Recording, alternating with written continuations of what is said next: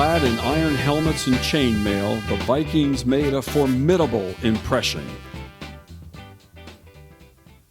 With a new young leader, the Vikings became fearless warriors.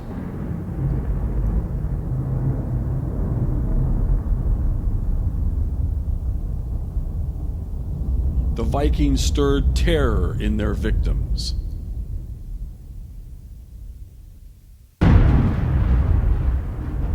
As a result, the Vikings were undefeated in 1967, led by the seniors, the class of '68.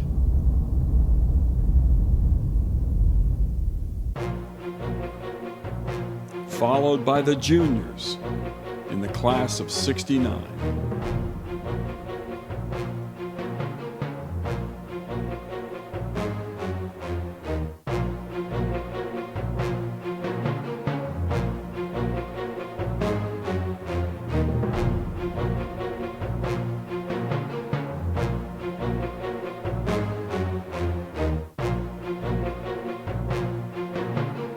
And even more juniors from the class of '69.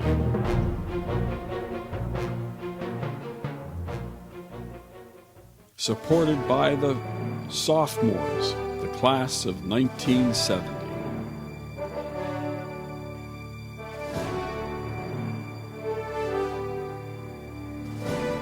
And followed up by the young freshmen, the class of 1971.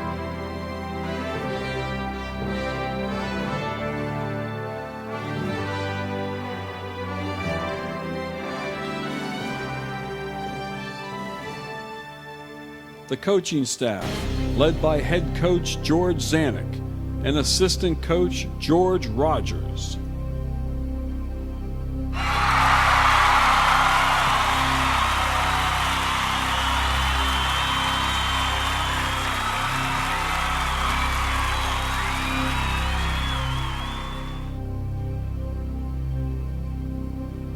Team captains, Bill Swift and Casey Kendall as co-captains, and Jim Smith, the captain of the 1967 team. Team physician, Mr. William T. Smith, M.D. Student managers, Sig Tregard, Book Ballback, Bruce Fry, and Bob Fuchs. The Viking women commanded the respect of the Viking warriors. Many of the women led the men into battle. It took the valiant Viking women to rally the people in support of the warriors.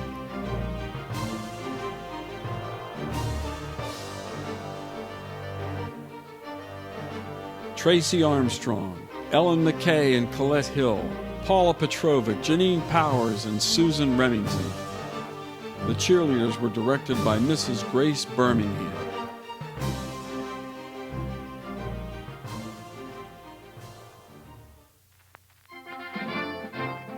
Before these Vikings roamed the turf, a prehistoric band of Vikings ruled Edgewood.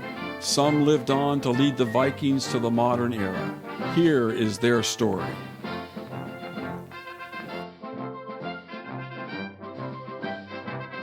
George Evangaklos Zanakopoulos, a resident of Forest Hills, was a sophomore on the Edgewood High School football team in the fall of 1953.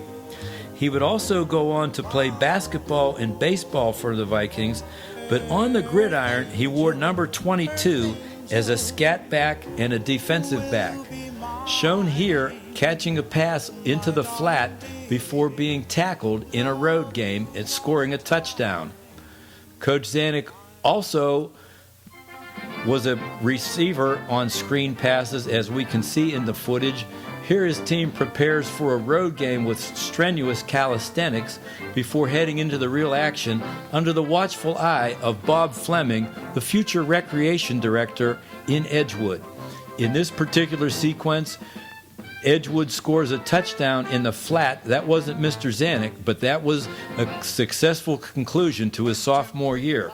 In his junior year, 1954, Edgewood's legendary coach Wally Pickett, a resident of Oakview Avenue, was nearing the end of his career and was joined as an assistant by Arthur Betts, a former Penn State tight end out of Wilkinsburg High School. The 24-year-old Coach Betts would ultimately take over for Coach Walter Pickett 1 year later during Mr. Zanuck's senior year. This footage from Mr. Zanuck's junior year shows him out in the flat wearing his number 22 jersey, catching a screen pass against the Shamrocks of East Pittsburgh before rolling up over on his ankle and getting a great ovation from the student fans in the Koenig Field bleachers. On defense, Coach Zanuck was a defensive back, also still in his number 22 that you can see. He's about to jump the route on Avonworth and intercept the pass in a home game at Koenig Field. Coach Zanuck later would go on to play baseball and soccer at the University of Pittsburgh. Moving ahead to modern times. The 1967 Vikings were preparing for the season under their new leader, Coach George Zanuck. Summer camp in 1967 meant two-a-day practices and two scrimmages with Salzburg, who had gone 8-0 in 1966. By the time camp broke, Coach Zanuck had settled on the following starting offense. At guards would be seniors Bill Swift and Casey Kendall. At tackles would be Mark Purviance and Craig Ramsdale, alternating with Chris Bachman. In the center would be Bob Wagaman. In the backfield, it would be a sophomore quarterback, Dallas Fry, joined by Bob Dumler and Jim Smith, while the slot back was senior George Moyer. Mr. Zanuck also chose to rotate three ends, Paul Byers, Mark Ballback, and Pete Steinkirchner, to give the team balance.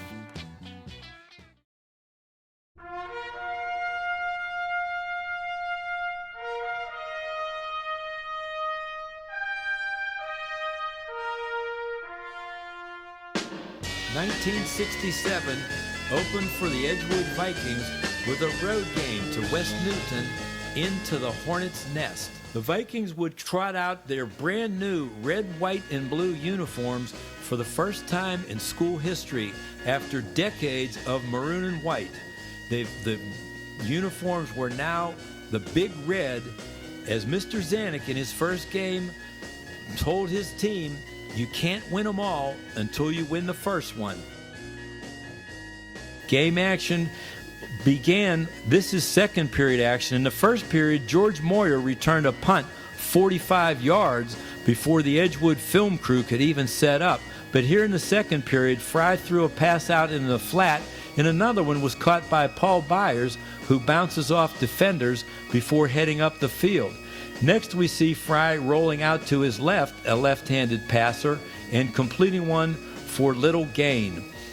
It would turn out that Edgewood would attempt second period field goals, but were not successful on a couple attempts after procedure penalties against the home-standing Hornets.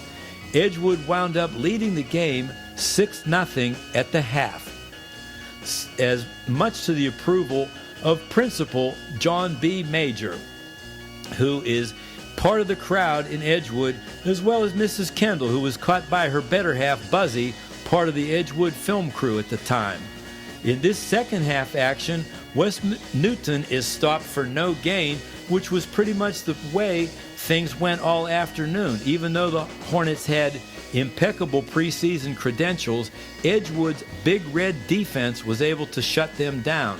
This fourth quarter drive shows Fry throwing a pass across the middle before Edgewood would ultimately establish an insurance touchdown. Here Jim Smith catches a flare pass, uses his hand to maintain balance before getting into the red zone. Next, it was Bob Dumler going right off tackle, and then Jim Smith out to his right again, stopped by West Newton a little bit short of the goal line. But finally, the Big Red offensive line would come through with a push, and ultimately we would see Bob Dumler dive to the left of your screen into the end zone. The Viking defense, which provided that shutout at West Newton, included defensive linemen Pete Steinkirchner and Rick Steinkirchner, Don Sully, Casey Kendall, and Mark Ballback. The linebackers were Craig Ramsdale, Bill Swift, Bob Bosman, and Chuck DeVario, while the defensive backs were Jim Smith, Paul Byers, and free safety George Moyer. This unit shut out West Newton, which had typically been a high-scoring club, in its opener, and certainly had plenty more defensive plays in store in 1967.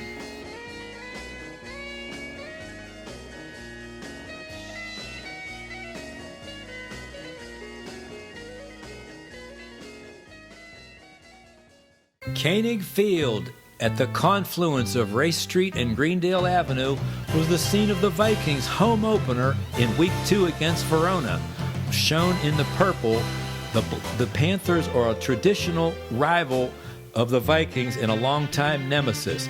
Edgewood's offense takes over in the first quarter, moving from right to left in their patent brand new red, white, and blue uniform. Jim Smith goes off tackle for yardage in the first quarter, and following the blocks of his offensive line, moves ahead to the right.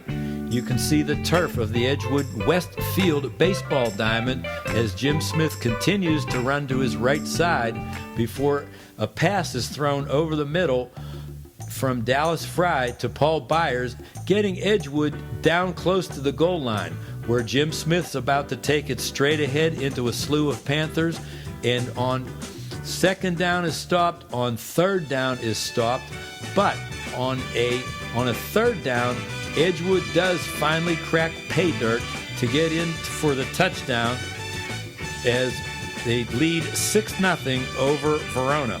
Later in first period action is Jim Smith going around and all the way into the end zone, finding it from 28 yards out as Edgewood assumes a 12-0 lead at the half over the Panthers of Verona at Koenig Field.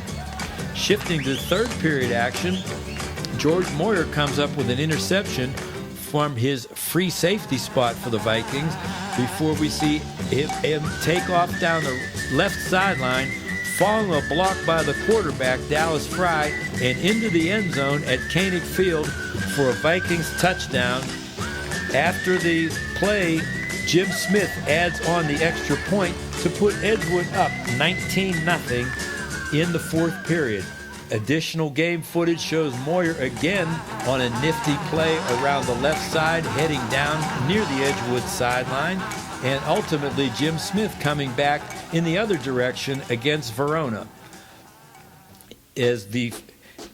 Later in the fourth quarter, Verona would tack on a touchdown as Edgewood would ultimately score one more time, moving right to left. It's Dallas Fry around the left side with a good inside-outside fake, winding up in the end zone to give Edgewood its final touchdown in a 25-7 defeat of Verona at Koenig Field in the home opener.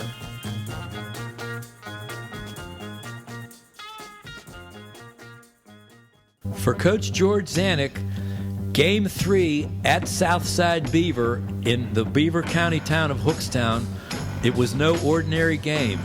Mr. Zanuck had coached the Rams the year before in 1966 and now is returning to the scene of his former employment, the Southside Rams out of Beaver County.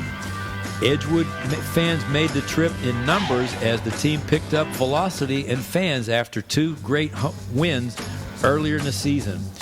After the coin toss, it was ascertained that Edgewood would be traveling from left to right. The Viking archives of film also include black and white coverage, which is about to be seen here as George Moyer takes a handoff, runs to his left, and throws across his body down the field to Mark Ballback, who pulls it in for a 29-yard touchdown. Jim Smith's kick made it 7-0 Edgewood, as we see the same play on color and the subsequent extra point with Dallas Fry providing the hold. Later in that first period, Fry drops back to pass, throws one over the middle to Mark Ballback, who pulls it in stride, heads into the end zone for a 25-yard scoring pass to put the Vikings up 13-0. A very successful first period on the road for the Vikings. Then a defensive highlight. Paul Byers, where did he come from? The right side of your screen, he takes the ball from Southside quarterback Tom Doak and heads down the sideline. Edgewood was quick to capitalize in the second period as we see Fry go back. He's going to go back. He's going to continue to go back. He retreats 30 yards. Lo and behold, he takes off towards the line of scrimmage. He arches one down the field. Number 22, George Moyer, is lost behind the Southside defense. He takes it in stride, heads into the end zone for an amazing touchdown for the Vikings that give them a 20-0 lead, all of which took place in the first half on the road at Hookstown. Southside Beaver would go on to win the 1970 WPIL Class B championship, but in this game against Edgewood, they were humbled, including defensive plays like the one by Don Suley that we just saw, and great sideline pursuit by Jim Smith on a Southside runner, Peden, later in the second half. But ultimately, it was plays that we see like Craig Ramsdale flushing a quarterback out of the pocket that led to the Vikings leading at halftime, and the 20-0 margin that they had at halftime would be sufficient to last throughout the game. As we can see, Edgewood cheerleaders and Southside cheerleaders, but the final score ultimately was Edgewood 20 and Southside 0 in a road game at Hookstown. Coach Zanuck about to shake hands with his successor, Southside coach Don Charlton.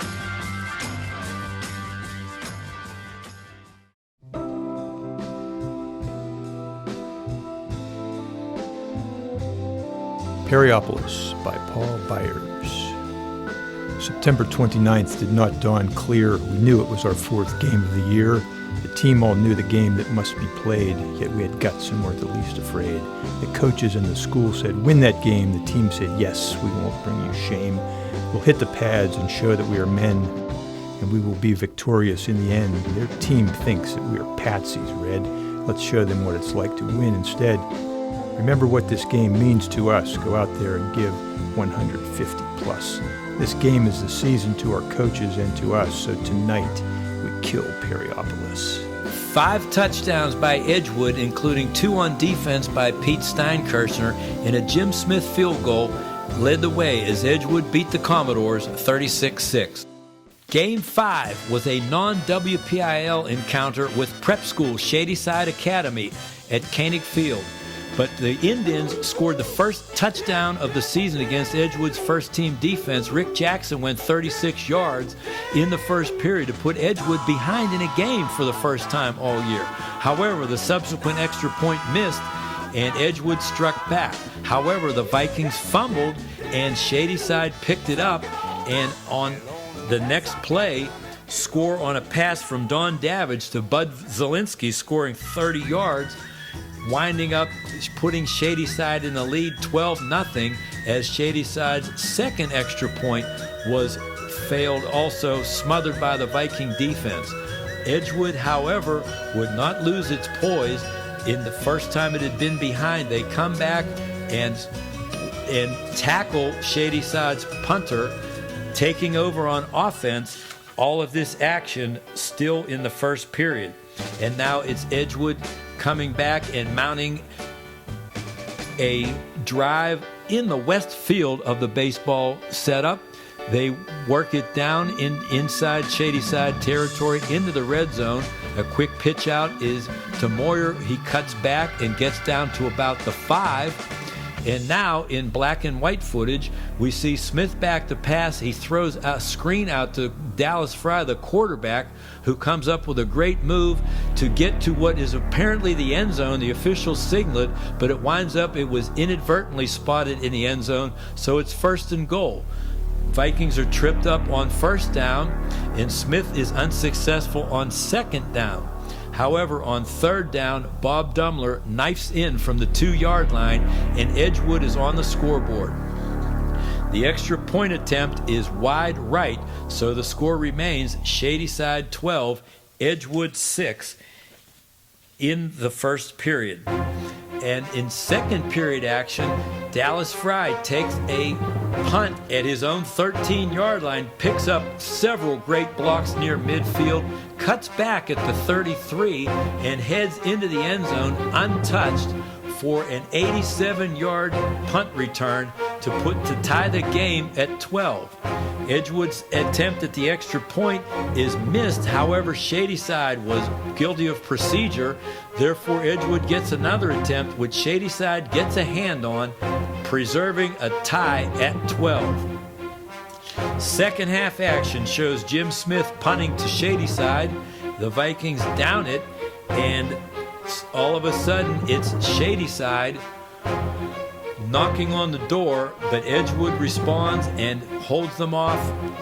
The Vikings take over on offense. The shadows of Koenig Field start to become longer as the fourth period wears on, and the Vikings are trying for that elusive go-ahead touchdown. Here Smith throws a pass out in the flat, but it's intercepted, and Shadyside brings it back, heading for an apparent touchdown. Bob Dumler comes out of nowhere to save the afternoon for Edgewood at the 3-yard line, and now the Vikings are pinned back against the Koenig Fieldhouse. However, Craig Ramsdale knocks the ball away. Pete Steinkirchner comes up with a fumble recovery, and that threat by the Indians of Bob Grandizio is stopped. Now it's up to the Vikings. Can Edgewood take it in?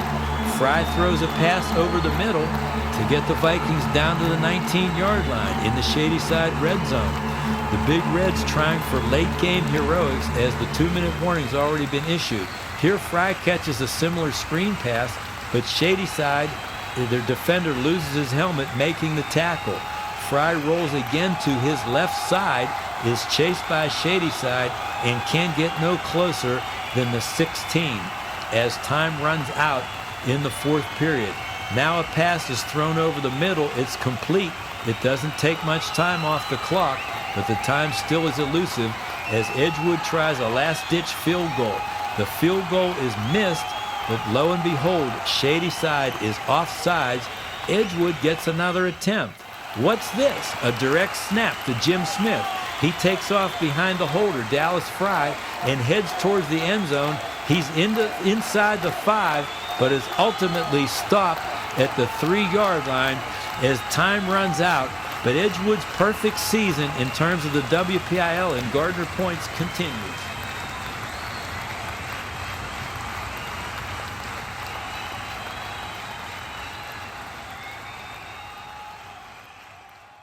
Friday, October 13th was very unlucky for the Millville Indians, who were tomahawked at home by Edgewood. Edgewood in the red jerseys is playing Millville in front of a boisterous student section and seeking win number 5 on the season after a tie the week before with Shadyside. Pete Steinkirchner receives pregame instructions from line coach George Rogers as the Vikings are set to receive the opening kickoff from the Indians. Edgewood moving right to left on the screen in their red uniforms as we pick up offensive action in the first period.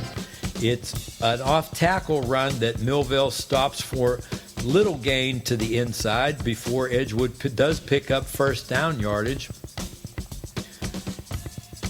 In this play, Jim Smith takes a pitch out to the left side, a quick toss, and is able to break a tackle before picking up first down yardage on the left side.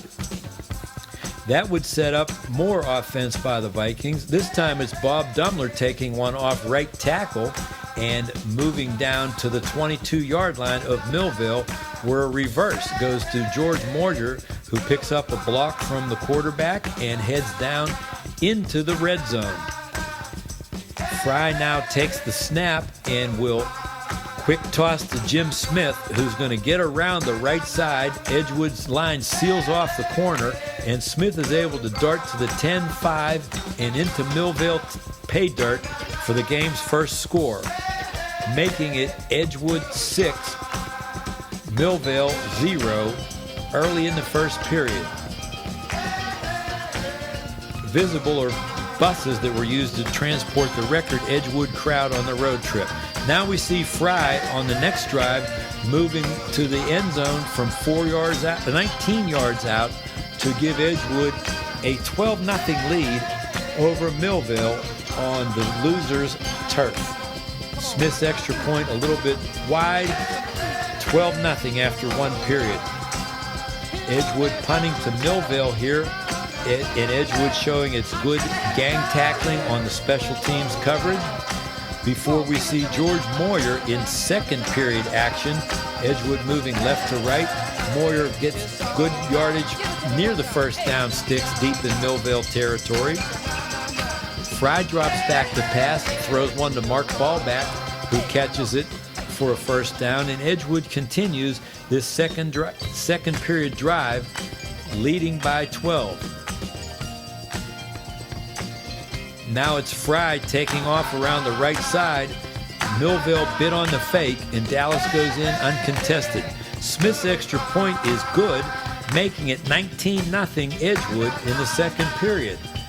Shifting back to black and white, Fry throws one deep into the left sideline where it's caught by the Vikings, and Edgewood continues its attack as Smith comes back the other way, running to his right. He breaks in from 22 yards for an Edgewood touchdown, which makes it Edgewood 25, Millville 0 at the half, as the Indians cheerleaders and dance squad are a little bit disheartened by the score. Third period action shows Smith taking a pitch out and getting stumbled up. Now it's Rick Steinkirchner with a left-footed punt that Millville watches as Edgewood downs. Ultimately, Rick was injured on the play and receives attention from Coach Rogers and team physician Dr. Bill Smith.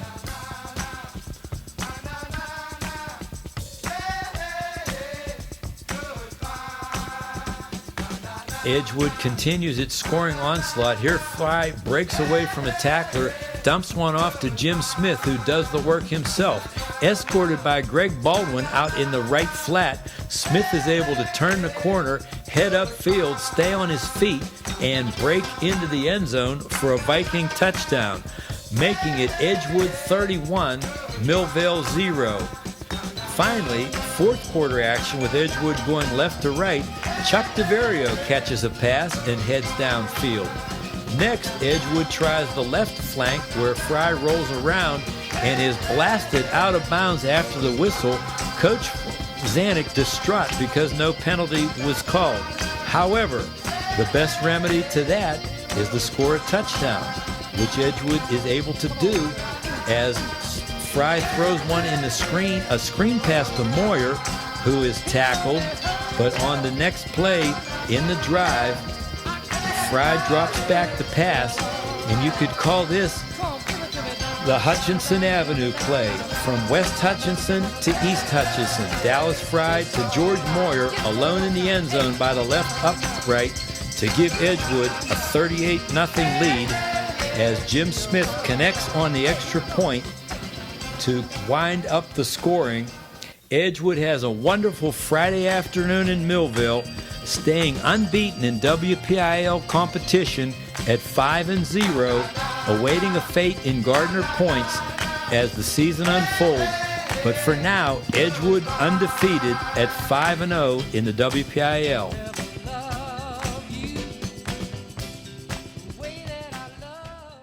South Huntington's Eagles landed at Koenig Field for game number 7. It was simple for the Vikings, win the game and become playoff eligible, since the tie with Shadyside Academy, a prep school, did not affect WPIAL records. After the toss of the coin, South Huntington had the football in the first quarter, but that's when Edgewood's defense immediately went to work. As South Huntington was proceeding from left to right in the black and white, Chucky DeVario tips the pass and intercepts it, setting up the Vikings deep in South Huntington territory. The Big Red offense takes over and tries to get closer to pay dirt. Here Jim Smith runs a counterplay and gets a little bit closer to the goal line. Next up, Fry drops back to pass. Right over the middle is Paul Byers. The senior grabs it and steamrolls into the end zone to give Edgewood a 6-0 lead. Edgewood follows this up with a sneak pass from Jim Smith to Bob Dumler out in the left flat. But in 1967 rules, a conversion pass was only worth 1 point, not 2, so it's 7-0 Edgewood. The Vikings continue to drive on South Huntington in the first period, but can't quite take it in. South Huntington plays valiant defense within the shadow of its own goalpost. Here we see Fry drop back, throw a screen to Dumler, who breaks one tackle, but then yards short of the goal line is driven out of bounds by South Huntington. The Vikings continue their drive towards the basketball court at Koenig Field. This time Fry lobs a pass. It's out also into the right flat, but still short. Edgewood now tries a field goal attempt that goes wide, leaving the score Edgewood 7, South Huntington 0 at the end of the first half.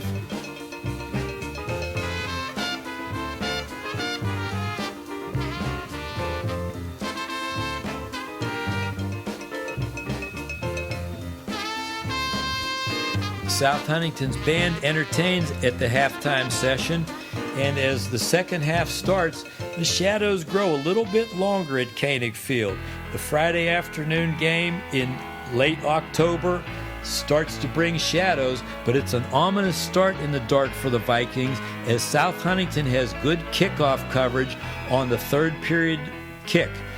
Edgewood is pinned into its own deep zone and has trouble clearing it out. Jim Smith does take a handoff and head towards the right side, but by and large, South Huntington does a good job to keep Edgewood pinned in deep. Next, Dumler tries off tackle with limited success, and now it's George Moyer on an end around, which is stopped by South Huntington, and next, the Eagles block the Viking punt. As you can see, the celebration from South Huntington as the punt is blocked, and it's now a 7-6 game. South Huntington tries for an extra point attempt. It is good through the uprights. It's a tie game, 7-7 in the third period. Edgewood, moving from left to right, tries Jim Smith around the left side. It looks like a touchdown, but he is apparently driven out of bounds upfield at the 29-yard line, and so the points are no good. Edgewood continues its drive. The touchdown is not good. Edgewood sends Dumler off tackle. He gets close, but not quite in this third period sequence. Again, another play by Edgewood trying to get that go-ahead touchdown. Fry is going to drop back and throw a pass. It's caught a little bit short of the goal line, and the third period ends tied at 7.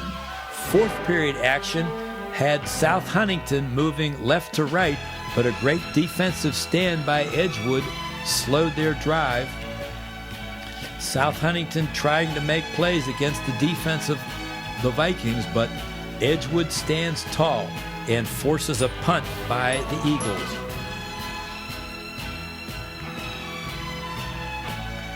In fourth quarter action now in color, Fry attempts a deep pass to Paul Byers, but there is interference called on the play. It was an incomplete pass, so Edgewood continues with that drive. Late in the game, in the fourth period, trying to drive against South Huntington. But finally, South Huntington takes over one final time, and a great tackle by Edgewood saves the tie, preserves the game at 7. The game ends. The game ends in a 7-all tie. Edgewood is eliminated from playoff contention but that simple fact of a tie could never diminish the excitement and the accomplishments of the undefeated 1967 Edgewood Vikings.